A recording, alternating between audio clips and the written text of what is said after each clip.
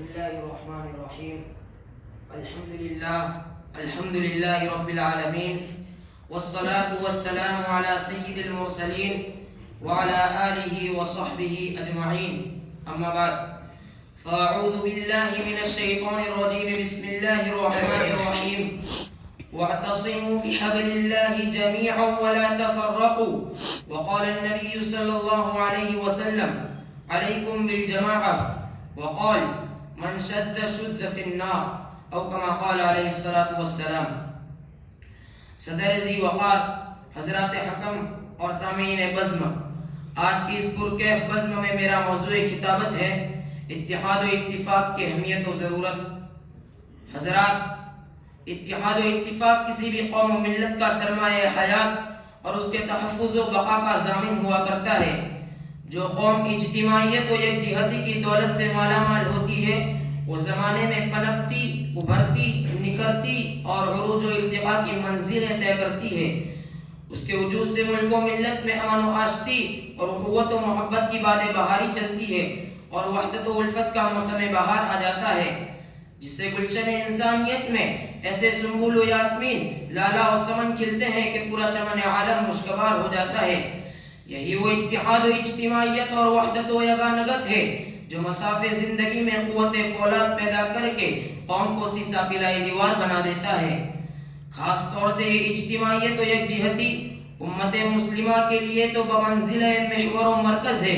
عقیدہ توحید سے لے کر تمام عبادات و اعمال میں ہمیں یہی حقیقت و اجتماعیت جلوہ گر نظر آتی ہے اور اسی کے کرشمے کا ظہور و مشاہدہ قدم بقدم ہوتا ہے. یہی وجہ ہے کہ قرآن و حدیث میں جا بجا اجتماعیت و وحدت پر زور دیا گیا ہے اور اختلاف و انتشار سے بچنے بلکہ اس سے دور رہنے کی تاکید فرمائی گئی ہے. چنانچہ کہیں ارشاد ربانی ہے: وَاعْتَصِمُوا بِحَبْلِ اللَّهِ جَمِيعًا وَلَا تَفَرَّقُوا، کہ اللہ کی رسی کو مضبوطی سے پکڑ لو، منتشر نہ ہو. تو کہیں رسول اللہ صلی اللہ علیہ وسلم کا ارشاد گرامی ہے: علیکم بالجماعہ والسمع والطاعہ، کہ تم جماعت کے ساتھ رہو اور بات سنو اور مانو. نونہالان ملت، اتحاد دنیا کی وہ عظیم طاقت ہے جسے کوئی طاقت چیلنج نہیں کر سکتی. اتحاد وہ آتشی قوت ہے جو بڑی سی بڑی شہنشاہیتوں کو اپنے سامنے گھٹنے ٹیکنے پر مجبور کر دیتی ہے. یہی وہ اتحاد ہے جو دریا کی روانی اور موجوں کی طغیانی کو منجمد کر دیتا ہے. چنانچہ دیکھ لیجئے صحابہ کرام رضوان اللہ علیہم اجمعین جب اتحاد و اتفاق، اخوت و محبت کی صفت سے آراستہ ہوئے اور حضور اکرم صلی اللہ علیہ وسلم کی اس حدیث المسلم اخو المسلم کہ مسلمان کا بھائی ہے کے تحت ایک ہوئے، تو دنیا پر آفتاب و مہتاب بن کر چمکے اور چہاردانگ عالم پہ چھا گئے. جدھر رخ کیا علاقے کا علاقہ فتح کرتے چلے گئے. کیا یہی وہ اتحاد نہیں جس نے معرکہ حق و باطل میں اکھڑتے قدموں کو جما دیا اور جمے ہوئے قدموں کو اکھاڑ دیا؟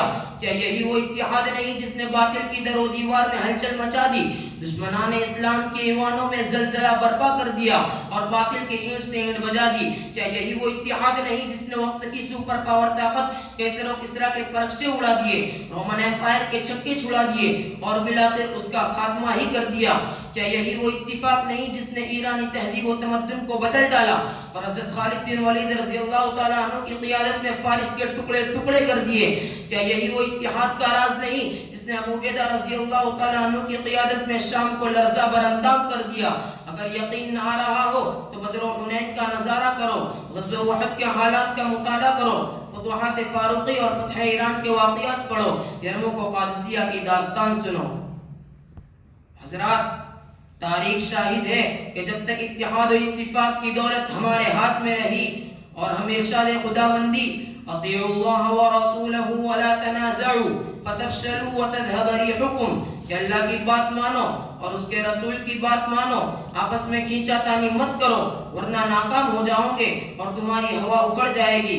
اور فرمان رسول صلی اللہ علیہ وسلم: مثل المؤمنین فی توادہم وتراحمہم وتعاطفہم مثل الجسد الواحد، کہ مومنوں کی مثال آپسی محبت، باہمی رحمت و شفقت میں ایک جسم کی طرح ہے. اس پر عمل پیرا رہے تو تو شان و شوکت کے ساتھ پوری دنیا پر حکومت کرتے رہے، حتیٰ کہ ثریا پر مقیم ہو گئے اور ہمارا ستارہ اقبال چمکنے لگا اور ہمارا ہی سکہ پورے عالم میں رواں دواں ہو گیا۔ لیکن جب ہم نے قرآنی تعلیمات سے منہ موڑا، اتحاد و اتفاق کا دامن چھوڑا، اخوت و محبت سے رشتہ توڑا اور رنگ و نسل، وطنیت و قومیت اور تعصب کے دام میں پھنس گئے، گروہ بندی اور تفریقہ بازی کے شکار ہو گئے، تو ہمارا اتحاد پارا پارا ہو گیا، ہمارا شیرازہ بکھر گیا، ہماری جمعیت منتشر ہو گئی۔ نتیجہ یہ ہوا کہ ہم افتراق و انتشار کے دوراہے پر آ کھڑے ہوئے، بلکہ قعر مذلت میں جا گرے۔ سامعین کرام، کیا یہ حقیقت نہیں کہ آج ہم ملک ہندوستان میں تقریباً 20 کروڑ کی تعداد میں ہیں، لیکن کیا وجہ ہے کہ ملک میں ہمارا کوئی وزن نہیں، کوئی وقار نہیں، کوئی رعب و دبدبہ نہیں، کوئی قدر و قیمت نہیں؟ آخر کیا بات ہے کہ ہم در بدر کی ٹھوکریں کھاتے پھر رہے ہیں؟ مزید برآں ہمیں کیوں ستایا جا رہا ہے؟ ہم پر ظلم و ستم کے پہاڑ کیوں توڑے جا رہے ہیں؟ آزمائش کی چکی میں کیوں پیسا جا رہا ہے اور ہمارے ملی تشخص کو مٹانے کی سازشیں کیوں رچی جا رہی ہے؟ کیا یہ عدم اتحاد کا نتیجہ نہیں؟ سامعین کرام، اگر ہمارا حال یہی رہا اور اسی طرح سے ہمارا شیرازہ منتشر ہوتا رہا تو ہماری حالت موجودہ صورتحال سے بھی بدتر ہو سکتی ہے۔ لہذا ضرورت ہے کہ ہم باہمی تنازعات سے آزاد ہو کر ایک پلیٹ فارم پر جمع ہو، از سر نو اپنی شیرازہ بندی کریں اور امت کے بکھرے ہوئے موتیوں کو ایک لڑی میں پروئے اور متحد ہو کر باطل سے ٹکر لینے اور اس کی کلائی میں رونے کے لیے میدان میں اتر پڑے۔ فضائے بدر پیدا کر فرشتے تیری نصرت کو، فضائے بدر پیدا کر فرشتے تیری نصرت کو، اتر سکتے ہیں گردوں سے قطار اندر قطار اب بھی۔ دوستو، حضرات صحابہ کرام رضوان اللہ علیہ مجمعین کا مثال اتحاد و اتفاق ہمارے لیے بہترین نمونہ ہے۔ اگر ہم میں صحابہ جیسا اتحاد پیدا ہو گیا، ذاتی تعصب کے دبیز پردے چاک ہو گئے اور فرقہ بندی کی آہنی دیواریں پاش پاش ہو گئی، تو کسی کی مجال نہیں کہ مسلمانوں کو آنکھ دکھا سکے اور ان کی صف میں شگاف پیدا کر سکے۔ بس انہی کلمات پر اپنی تقریر کو ختم کر کے شاعر مشرق علامہ اقبال کے دو اشعار پر آپ سے جدا ہوتا ہوں۔ بتانے رنگ خون کو توڑ کر ملت میں گم ہو جا، بتانے رنگ خون کو توڑ کر ملت میں گم ہو جا، نہ ایرانی رہے باقی نہ تورانی نہ افغانی، یہی مقصود فطرت ہے یہی رمز مسلمانی، یہی مقصود فطرت ہے یہی رمز مسلمانی، اخوت کی جہانگیری محبت کی فراوانی۔ وآخر دعوانا الحمدللہ رب العالمین۔